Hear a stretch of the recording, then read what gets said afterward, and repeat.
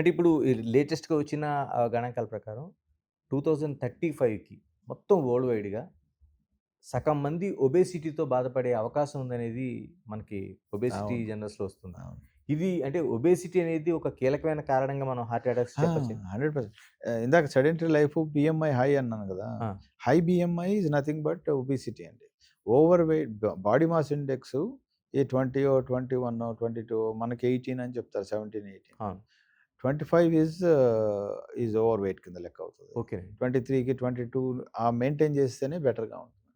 స్ మన simple example is software all companies హ్మ్.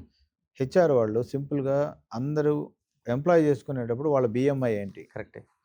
2 ఇయర్స్ ఎవ్రీ ఇయర్ నాకు మీ బీఎంఐ ఇవ్వాలి. నేను హ్మ్. చేస్తాను అదని ఒక చిన్న స్ట్రిక్ట్ ఇది పెట్టారనుకోండి. అంటే జస్ట్ పోలీస్ మాన్యువల్ లాగా. అంతే. అంటే పోలీస్‌లోకి మీకు బిఎంఐ ఉంటే అలౌడ్ లేదు ఉండదు ఫస్ట్. సేమ్ థింగ్ ఆ! సాఫ్ట్‌వేర్‌లో గనక ఇంట్రొడ్యూస్ చేయగలిగితే ఒక రకమైన అకౌంటబిలిటీ క్రియేట్ అవుతది. ఈ కరెక్టే. కుర్రాళ్ళందరూ లేడీస్ గాని ఎవరైనా గాని పాపం వాళ్ళకి దే ఆర్ ఇంటూ కరెక్టే. ఎర్నింగ్. ఫ్యామిలీకి సపోర్ట్ చేయాలి.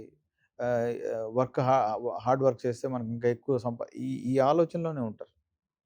అదే మన హెల్త్ పాడు చేస్తున్నాం అనే ఆలోచనలో ఉంటారు. Somebody else need to take that responsibility. అది చేయకుండా మాలాటి వాళ్ళు ఎడ్యుకేట్ చేయగలం. That real control is in companies హెచ్ఆర్‌లో ఉంటది. ఇది సింపులే. కరెక్టే. ఇంప్లిమెంట్ చేయగలిగితే the best way of controlling the disease.